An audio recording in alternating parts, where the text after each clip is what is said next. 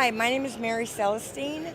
I represent Thinklogical. We're a manufacturer of KVM extension switch that allows multiple classifications from multiple domains to pass through a single switch.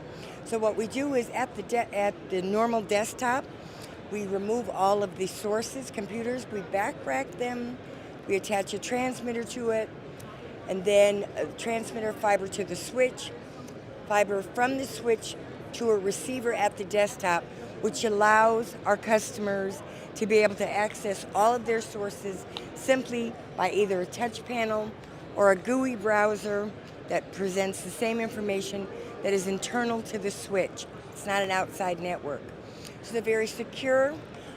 We're located all across the federal space as well as in many different countries for aboard ship, operation centers, drone ground stations, and multiple other use cases. So thank you.